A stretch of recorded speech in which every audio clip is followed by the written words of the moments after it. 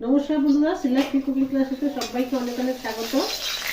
আজকে আমি নিরামিষ পাঁপড় দিয়ে ডালনা করব। ভাত রুটি সব দিয়ে খুব ভালো লাগে, খেতে ভালো লাগে। তার জন্য এখানে 6টা পাঁপড় নিয়েছি। তোমরা চাইলে বড় পাঁপড় নিতে পারো, তবে বড় পাঁপড় নিলে টুকরো করে নিতে হবে। আমি ছোটো পাঁপড় নিয়েছি। পাঁপড়গুলোকে আগে ভেজে নিচ্ছি। 4 চামচ দিয়েছি সর্ষের তেল। পাঁপড় ভাজবো, পাঁপড়টা পরেও ভাজতে পারো তোমরা, কিন্তু আমি এই জন্য ভাজলাম যে পাঁপড়টা আগে ভেজে ওই তেলেই আমি তরকারিটা করে নেবো।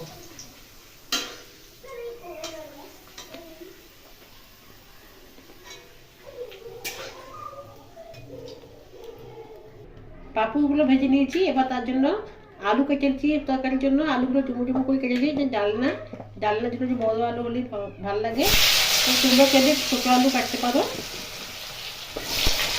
বা আলুগুলোকে তেলে দিয়ে দিলাম, একটু ভেজে নেবো।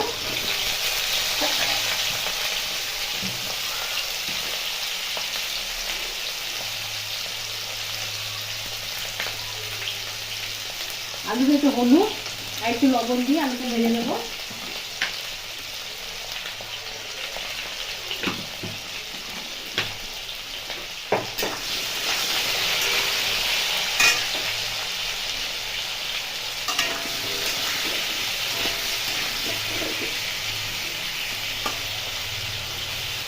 আলু ভাজার মধ্যে একটা মশলা বানিয়ে নেবো। নিচে বড় সাইজের টমেটো, কিছু আদা কুচি, কিছু কাঁচা লঙ্কা মিক্সি জারে দিয়ে বেটে নেবো। জল দেওয়া দরকার নেই, টমেটো থেকে জল ভাব বেরোবে। আলু এখানে ভাজা হয়ে গেছে, তার মধ্যে মশলাটা বেটে নিয়েছি। আলুগুলো উঠিয়ে নেব।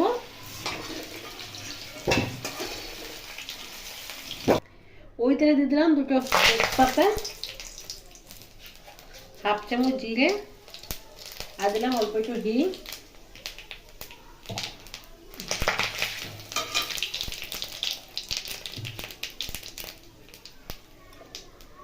দেবো এখানে মশলা বাটাটা।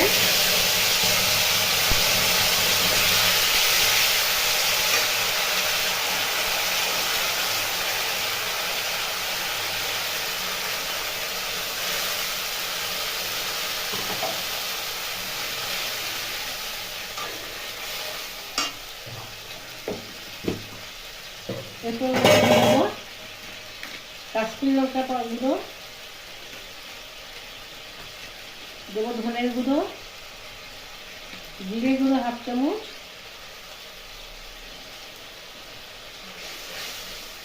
হলুদ গুঁড়ো দেবো 1/2 চামচ,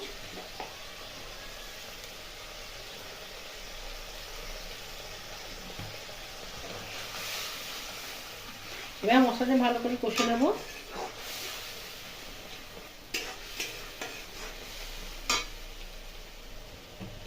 আলু ভাজার সময় নুন দিয়েছিলাম।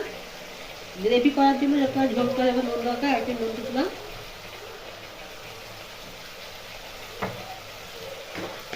দেবো 1/2 চামচ চিনি। যে কোনো নিরামিষ রান্নাতে চিনি দিলে টেস্টটা ভালো লাগে, তবে তোমরা চাইলে চিনি নাও দিতে পারো।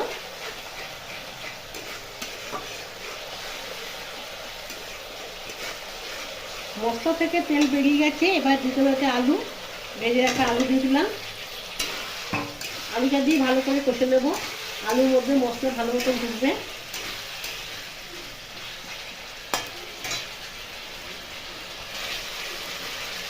আলু কষা হয়ে গেছে, দেবো এতে গরম জল। যে কোনো তরকারিতে গরম জল দিলে তরকারির স্বাদ বেড়ে যায়।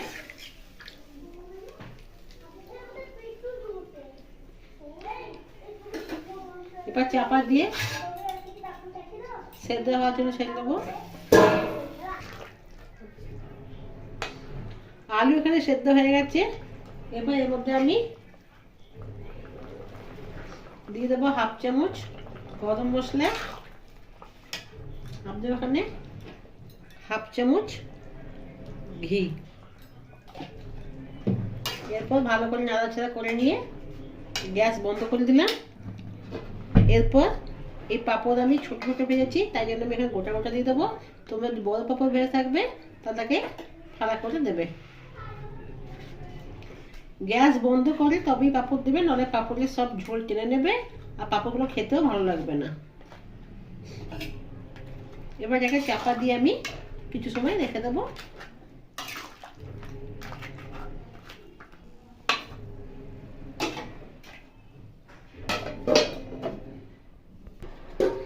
দু মিনিট পরে দেখো পাঁপড় নরম হয়ে গেছে, তরকারি আমার এখানে রেডি হয়ে গেছে সার্ভ করার জন্য।